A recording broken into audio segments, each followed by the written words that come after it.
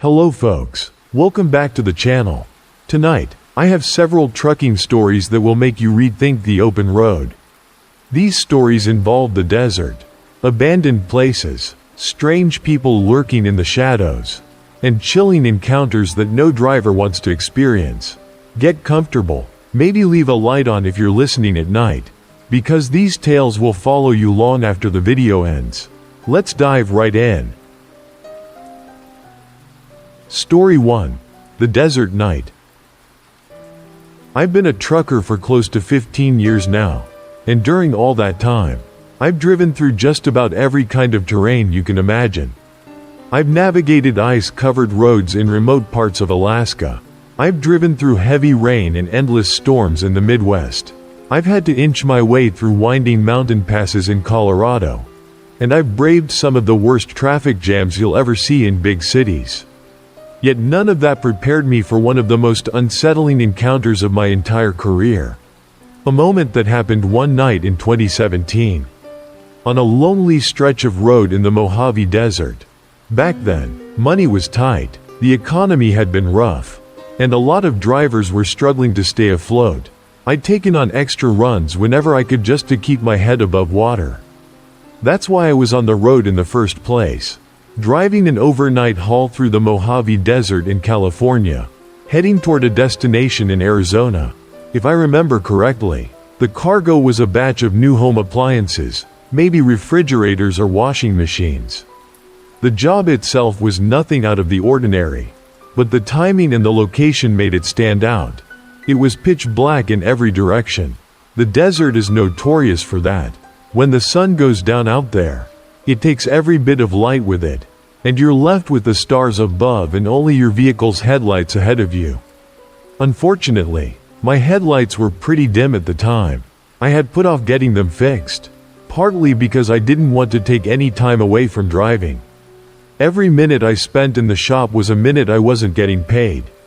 That decision came back to haunt me that night. Usually, you don't notice dim headlights so much if there are other cars on the road. The combined glow from multiple vehicles can illuminate the highway decently. But on this lonely desert stretch, there were no other headlights to help me out. I found myself squinting every few minutes, trying to figure out where the road even was. Of course, I considered pulling over and waiting for sunrise to make things safer. But I felt too pressed for time. I desperately needed the money and was determined to push through. Besides, it was a pretty straight line on that highway, so I assumed I'd be okay. I recall that it was about an hour before sunrise when I spotted something in the distance.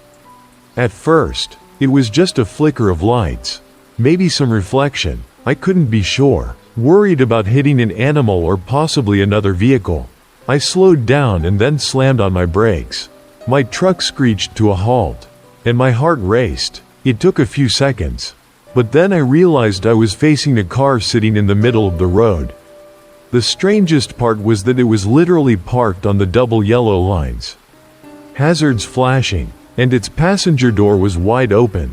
I had stopped my truck maybe a foot in front of it. Thank goodness for my reaction time, otherwise, I would have plowed right into it. My first thought was that someone might be in trouble. It was not unusual to find stranded motorists who needed jump or some basic assistance. That was my initial line of thinking. I shifted into reverse, backed up a bit, and eased my rig off to the side.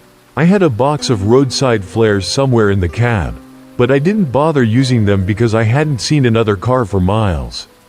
It felt pointless.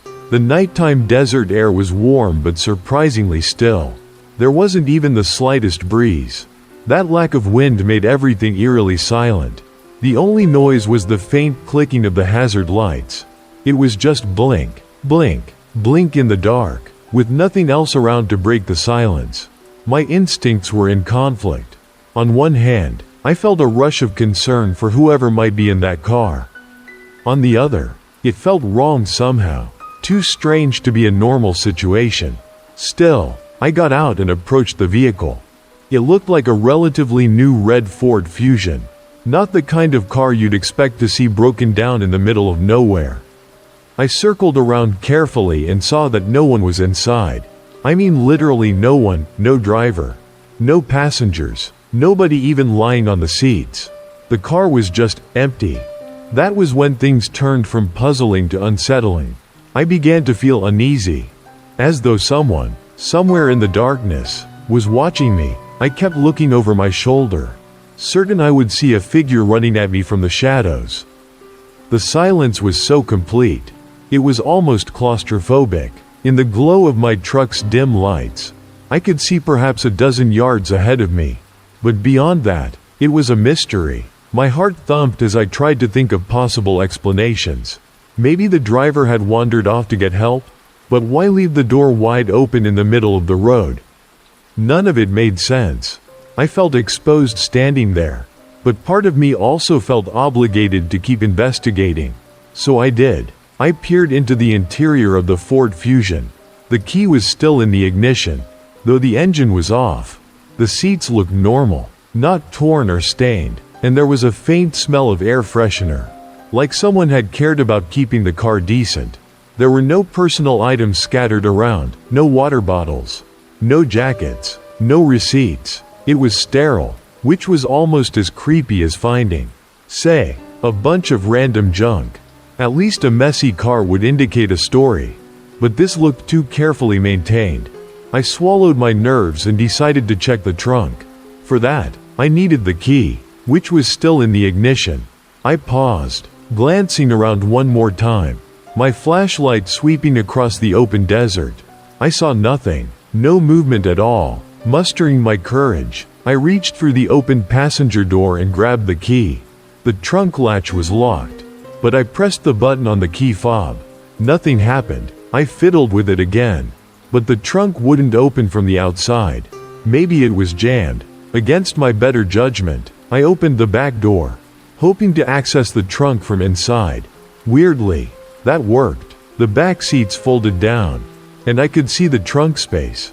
There were 3 large, squishy garbage bags, neatly placed side by side, along with a rope that seemed to be tying them in place. The rope was also connected in some way to the trunk latch, as though somebody wanted to ensure the trunk wouldn't open from the outside. That was enough to rattle me. My mind went to all the worst possibilities, though I tried to calm myself by thinking maybe it was just random trash. I leaned forward to inspect one of the bags. I was maybe a few inches away, trying to shine my flashlight inside a small gap in the plastic. That's when I heard the loudest gunshot I've ever experienced, echoing through the still night air. My entire body jolted with terror, and I smashed my head against the roof of the car. Pain exploded in my skull, but the adrenaline surge was stronger. I dropped the key on the front seat and practically threw myself out of the vehicle. As I scrambled to my semi, I heard a voice, a deep, rough voice, yelling from somewhere in the darkness. He kept shouting, "Hey, hey," over and over, and the tone made it clear he was furious or desperate, or both. Every hair on my body stood on end as I climbed into my cab. My hands were shaking so badly it took me 3 tries to get the key in the ignition. The engine turned over, but I accidentally stalled it in my panic. Meanwhile, the voice was getting closer, the sound of footsteps quickening. I couldn't see him yet, but I could feel his presence, like a predator closing in. Finally, the truck roared to life. My headlights flooded forward. That's when I saw him, short, husky, with curly red hair and dressed in grimy overalls and shin-high boots. He was standing at the trunk of the car. In his left hand, he clutched a small shovel. In his right, a hunting rifle. I could see rust along the metal of the gun. Or maybe it was just desert dust. Our eyes locked. For a few tense seconds, we just stared at each other.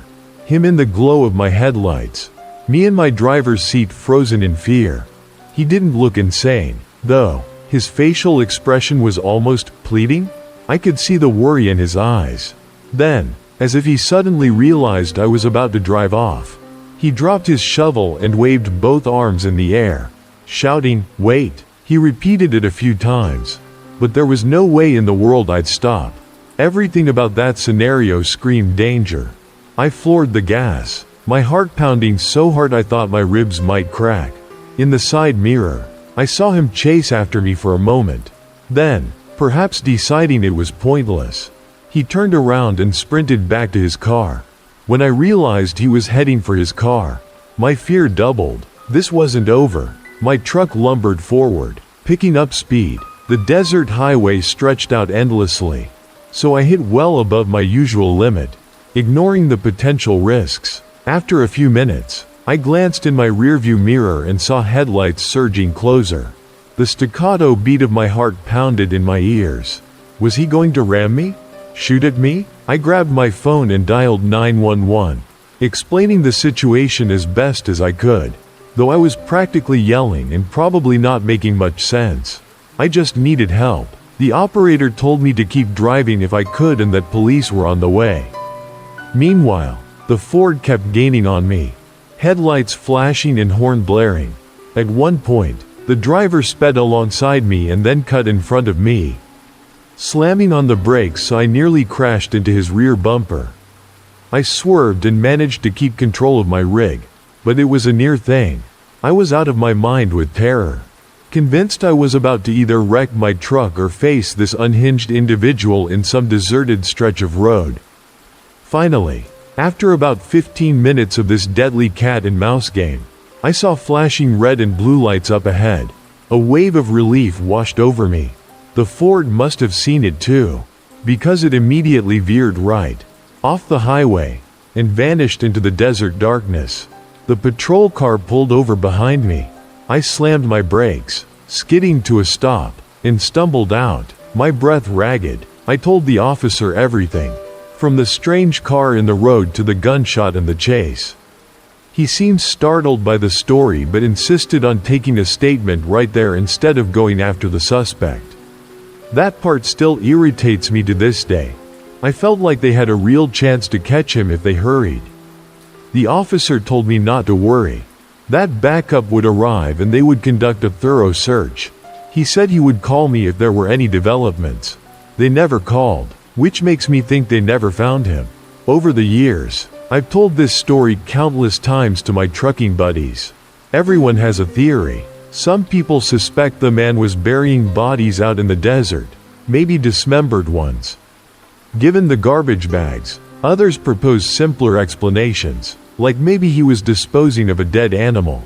But that doesn't square with him chasing me with a rifle or the fact that the trunk latch was tied with a rope. Whatever it was deeply suspicious. I don't drive through the Mojave at night anymore. If I can avoid it, that desert no longer feels like the open, lonely space I once enjoyed crossing. It feels haunted by that red-haired man's desperate eyes and the echo of that gunshot splitting the silence. Even after all these years, I can't forget the sight of that abandoned car, hazards flashing in the moonlit darkness, or the realization that someone was out there doing something terrible. My best guess? He was up to no good, and I was never supposed to come across that scene. If I had arrived a few minutes later or earlier, maybe I'd have never known. Maybe he would have continued his night's grim work uninterrupted. But fate threw me into that twisted scenario, and I barely escaped. I still remember everything when I close my eyes, especially on those nights when I'm passing through empty deserts with only my headlights and my thoughts for company. I wonder if he still prowls those desert highways, looking for his next unsuspecting victim, or if he vanished from that region for fear of being caught. I'll probably never know, but every time I see a hazard light in the distance, I feel a cold twinge of dread. It reminds me that sometimes, you stumble onto things you were never meant to see, and if you're not careful, those things might follow you home. Story 2. The Abandoned Truck Stop. I'm sure you've seen modern internet content, maybe YouTube shorts or TikTok videos, where long-haul truckers give glimpses into their daily routines and share tips with each other. It's one of those niche internet subcultures. Unless you're a trucker or really into traveling content, it might fly under your radar. But I'm on the younger side for this industry, and so the algorithm always pushes these videos at me. I see everything from best snacks to bring on the road to how to back up a semi the right way, to my truck cab tour. I was not always a trucker, though. I'd been in a pretty good university program for a while, but had to drop out for personal reasons. People in my life would comment, "You could have done so much more." But honestly, trucking isn't a bad gig. Sure, the hours are long and the isolation can get intense, but the job has a clear sense of purpose. Pick up the cargo, deliver it, and keep the country running. Anyway, this happened about 3 months into my first trucking job. I just started driving runs regularly, trying to prove myself. One of my assignments was to haul a load from southern New Jersey to Lafayette, Indiana. It was a solid 12-hour drive if there were no major delays. And I'd already put in an 8-hour drive earlier that week. But I needed the money, so I decided to push through in one go, aiming to arrive around 3 a.m. Things were smooth for the most part, especially once I cleared the main highways and got out into more rural territory. The roads were quieter, meaning I could maintain a steady speed, but around halfway through, the fatigue started to drag me down. My eyelids felt heavy, and I reached for a Red Bull in the center console, only to realize I was out. That was a gut punch. I'd forgotten to restock after my last trip. I smacked the steering wheel in frustration, cursing my own oversight. If there's one enemy a trucker truly fears, it's drowsiness on the road. I knew I had no choice. Either I found somewhere to stop and grab an energy drink, or I risked falling asleep at the wheel. That was not an option, so I reluctantly pulled off at the first place that looked like a service station. It turned out to be what looked like an abandoned gas station combined with a half-converted convenience store. The overhead lights were off, and the pumps were rusty. I had a suspicion it might be permanently closed, but a big old sign suggested part of it might still be operational. Perhaps the store portion was open. I parked my semi near the edge of the lot and climbed out. The place gave off serious horror movie vibes. No cars around. Just chipped paint, broken windows, and a flickering light near the entrance. I took a breath, reassuring myself that I was just being paranoid. Maybe the store was open. To my surprise, when I walked up to the door, it swung open. Inside, everything was pitch black. I hesitated on the threshold, scanning for any sign of a person or a clerk. Nothing. For a moment, I thought about turning back, but curiosity nagged at me. Maybe there was some leftover drink in a cooler, and the place was just suffering a power outage. With my phone's flashlight in hand, I stepped inside, calling out a polite, "Hello?" No response. The air smelled stale, like dust and old cardboard. I took a few steps deeper, shining my phone around. The shelves were mostly empty. It looked like they'd cleared out merchandise a long time ago. But oddly, a few gum wrappers and plastic snack packages lay scattered about. Near the back of the room, there was a faint glow, like a door left ajar with a light behind it. I approached carefully, not wanting to startle anyone if they were in there. In my mind, maybe an employee was in the back, or maybe a vagrant had taken shelter. When I reached the back room, I discovered a single refrigerator plugged into the wall. An extension cord ran to a power outlet, and that fridge's small interior light was the only reason the door seemed to glow. Eagerly, I yanked the handle, but it was empty, completely gutted, with no shelves or drinks. Disappointed, I closed it. At that moment, I heard the faint sound of something falling on the floor out in the main area. A small clack or clang. Chills pricked my neck. My immediate thought was that someone else was here. Maybe a homeless person who didn't want me intruding on their space. Slowly, I returned to the front section. My phone's flashlight swept across dusty counters and battered display shelves. But I saw nothing out of place. I listened intently, but the building was dead silent. I decided I'd had enough. Obviously, this was a lost cause for getting a drink. I made a quick exit, letting the door shut behind me. Back in the parking lot, I noticed the single flickering light had gone out, leaving the area draped in shadow. I glanced back at the entrance just to be sure, and my heart skipped. Now, the door was open again. I was positive I had pulled it shut. The angle of the door made it look like someone was inside, peering out, but I couldn't see anyone. It was just open. Every instinct told me to leave, so I jogged across the lot to the other building that looked like an actual open convenience store.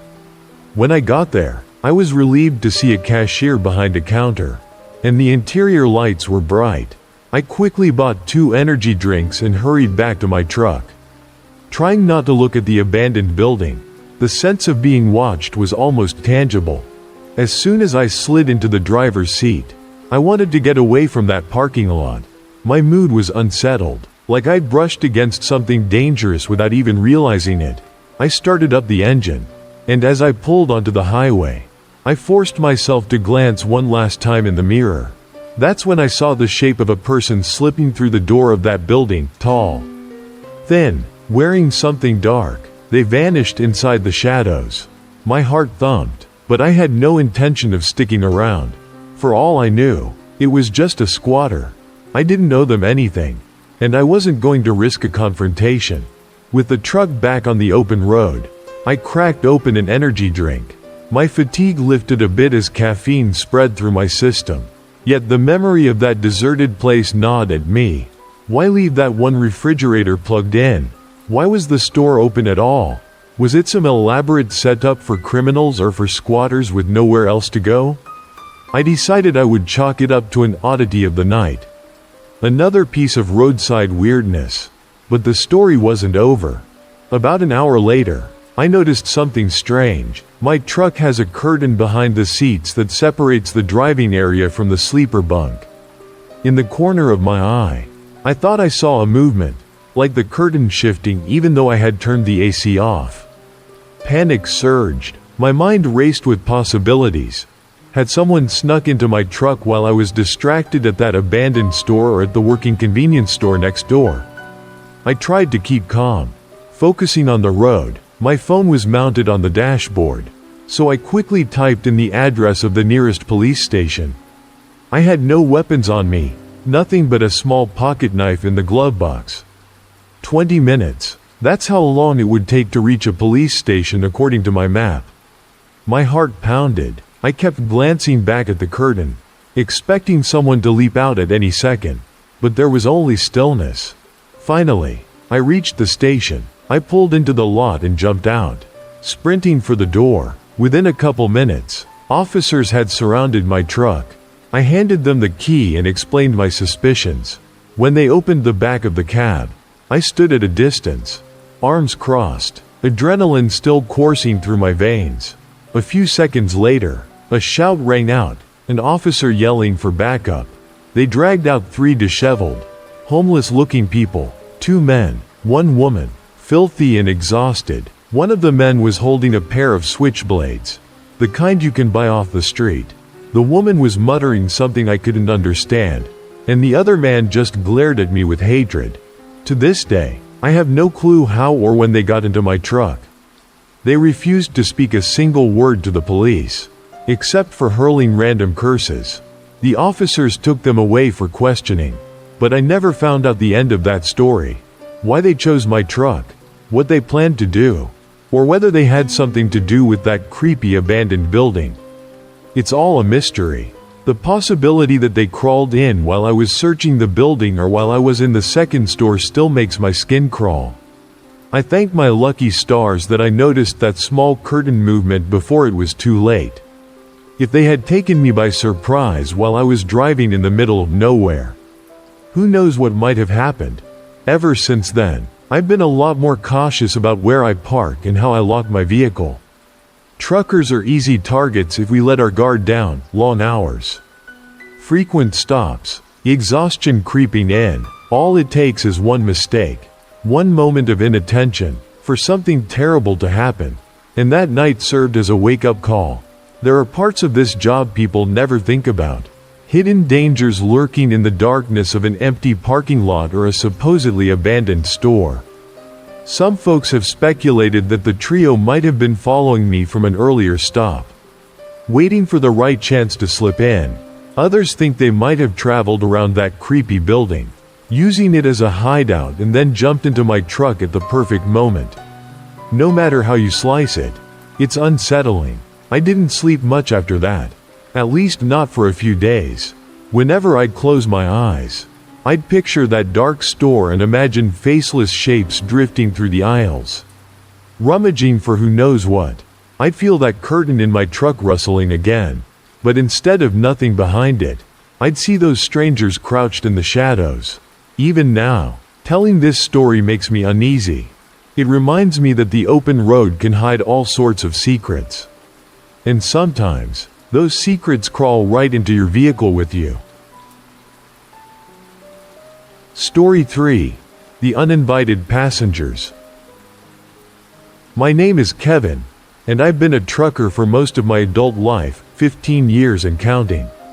Over the years, I've grown used to the demands of this profession. You learn how to handle long hours, how to keep yourself awake, and how to manage stress. You also pick up a good sense of danger.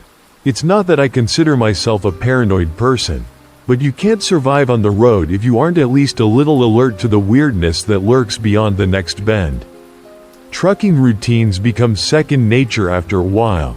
You show up to a warehouse or a distributor, verify your load, and drive off. The clock is always ticking, so you hustle to get from point A to point B without unnecessary delays.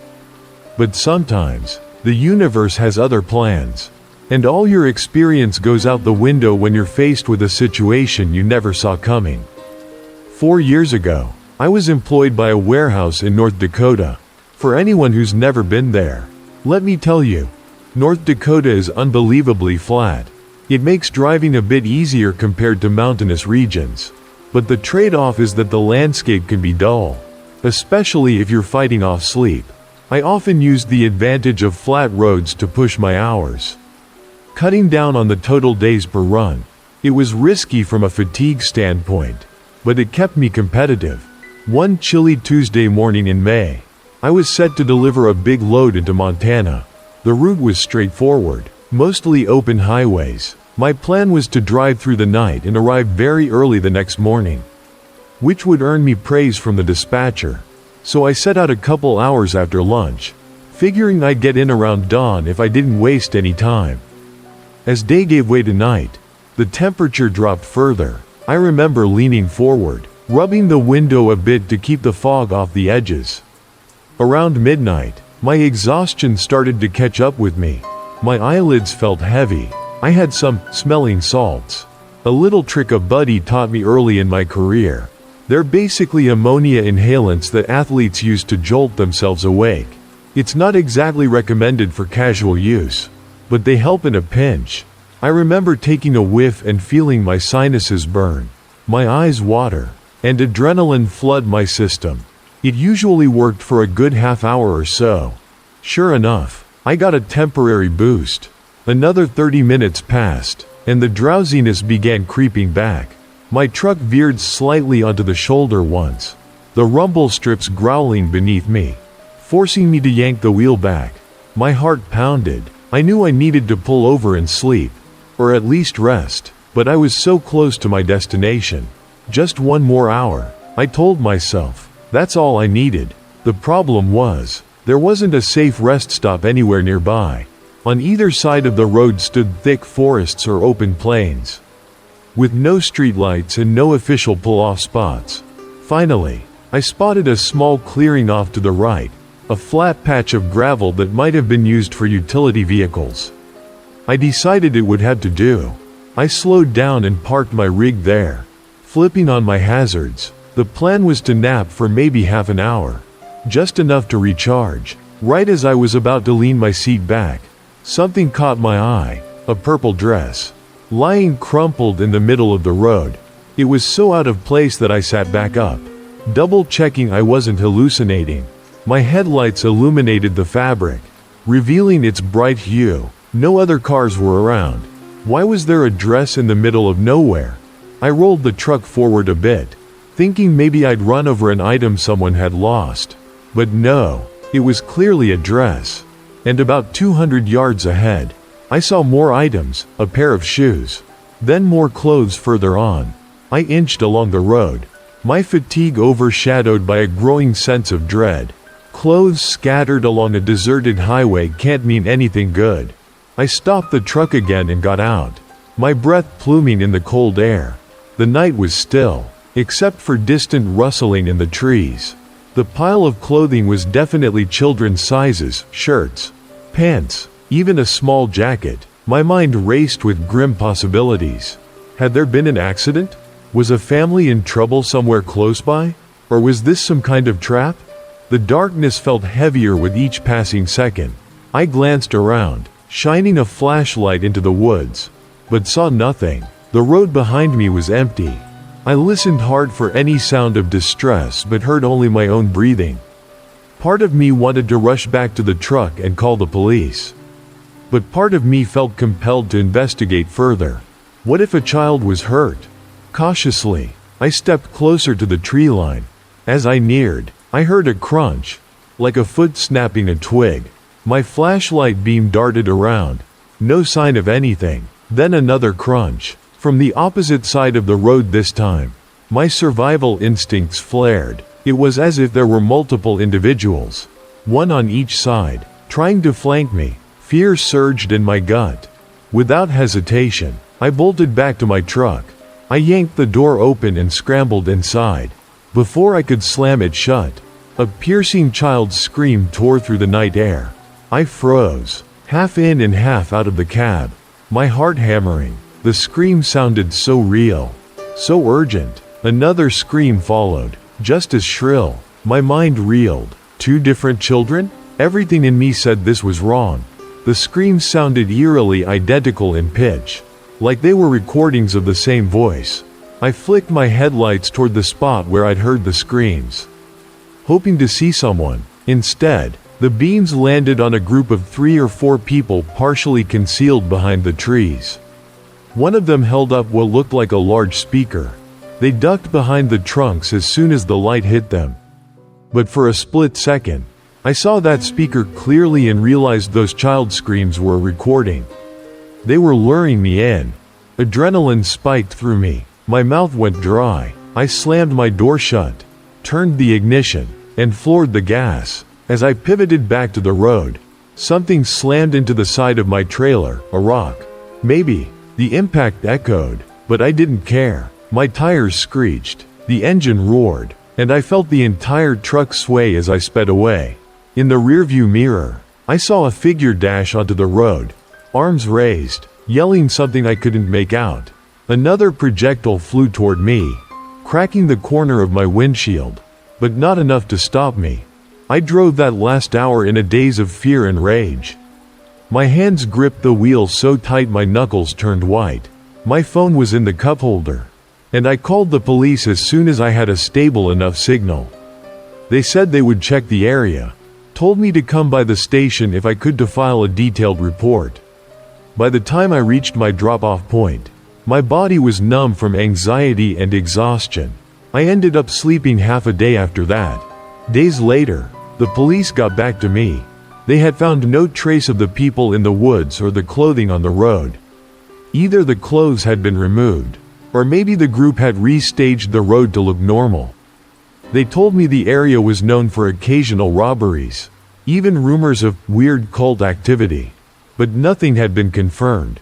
I still remember the sense of violation, like they had weaponized a child's scream to exploit my basic decency. In all my years, it's the one event that truly made me question how depraved certain people can be. Even now, when I drive through empty stretches, I'm hyper alert. If I see something suspicious, I don't stop anymore. I call the authorities. That might sound cold, but after witnessing a trap like that, you realize you can't just trust your instincts of heroism. Sometimes, evil has a way of imitating innocence to prey on your sympathy. That night, I came face to face with that darkness in the shape of a child's voice. And it still haunts me to this day. Story 4. The Midnight Lure. It was a quiet Monday night, or so I thought, when I took a job that required transporting goods through several western states. I'd done countless cross-country trips, but this route was unique because of its planned stops and unusual schedule. I was supposed to pick up a load of factory equipment from one site, drop half of it off at another site in a neighboring state, then keep going through some very rural areas to deliver the rest. The entire run was slated to last 2 nights, and I was eager to finish ahead of schedule. I departed just after dinner, the sun sinking behind me. The first few hours were uneventful. In fact, I was enjoying the solitude. Sometimes, when the stars are out and there's only a gentle hum from the wheels on the pavement, you can get lost in your thoughts in a peaceful way. Around 11 p.m., I noticed the road leading me into less populated territory. The mile markers went by slowly. Towns were scarce. My radio crackled occasionally, but mostly it was silent. The temperature dropped as I climbed into higher elevations. By midnight, I was the only vehicle for miles. Usually, that doesn't bother me. Less traffic can be a relief. But a nagging sense of discomfort crept in. Maybe it was the knowledge that if something went wrong, help was a long way off. I tried fiddling with the radio to find some music or talk show, but stations were mostly static. As I put my attention back on the road, my headlights swept across something unexpected, a cluster of random items scattered across the middle of the highway. They looked like more pieces of clothing. Or was it trash? I slowed down instinctively, not wanting to run over them. Closer inspection revealed it was definitely clothing, jeans, shirts, maybe some jackets. My heart sank. I'd heard enough horror stories from fellow truckers about traps. People would lay debris or spike strips to force a stop and then ambush the driver. But there was also the chance that some poor traveler's luggage fell off their car. I debated whether to keep going. The Good Samaritan in me wanted to stop and move the clothes off the road so nobody else would crash. But the cautious side screamed that this could be a setup. In the end, I slowed to a crawl, letting my high beams illuminate as much as possible. I saw no movement, so I decided to park on the shoulder with my hazards on and do a quick check. If anything seemed off, I'd rush back inside, stepping onto the asphalt. The night air was cold enough to make me shiver. My boots crunched on loose gravel. The only sounds were the faint chirping of night insects and the hum of my truck's engine. I approached the scattered clothes. They were damp with dew, as if they'd been there a while. T-shirts, jeans, a small coat, possibly for a child. This was eerily reminiscent of a story a friend once told me about clothing left out as bait. My nerves flared. I scanned the horizon, seeing only darkness. Still, I felt eyes on me, a prickling sensation at the back of my neck. Suddenly, from deep in the woods, came a muffled voice. It was too far away to make out the words, but it sounded anxious, almost pleading. Then, another voice answered from a different direction. Closer this time. My mind screamed that something was wrong. I turned to run back to my truck, and that's when I heard it. A baby's cry, loud and piercing, cutting through the silent night. I whipped my head around, trying to pinpoint the source, but it echoed strangely among the trees. Every instinct told me to ignore it. A baby, out here in the wilderness at midnight, made no sense, yet a part of me wanted to believe it was real. Nobody wants to leave a baby in danger. My heart pounded. I took a couple steps forward, calling out, "Hello?" My voice sounded small against the endless dark. The baby's wail came again, this time from another spot. As if it moved, another voice, maybe a man's, muttered something I couldn't decipher. That's all it took. I sprinted back to the truck. The baby's cries continued, but each time, it seemed to come from a different location, as if multiple speakers were placed around. I fumbled with the door handle, hoisting myself into the cab. With shaking hands, I slammed the door and locked it. My breath was ragged, adrenaline pounding in my ears. I jammed the key into the ignition and floored the accelerator, tossing gravel behind me. As my rig sped off, I saw faint shapes darting across the road in my rearview mirror. But the darkness made it impossible to see clearly. Headlights revealed only the empty highway ahead. I called the local authorities to report suspicious activity, clothes scattered, phantom baby cries, and unseen figures in the woods. The dispatcher sounded concerned but admitted it would take time to get a unit out there. I never learned what exactly was happening that night. The police follow-up came a few days later. They found some random clothing. No sign of any baby or speakers. No footprints. No vehicles abandoned. It was like the scene had vanished with the dawn. For me, it was yet another lesson in how the open road can harbor illusions designed to prey on our natural compassion. Sometimes I still wonder, if a real baby had been out there, would I have condemned it by driving away?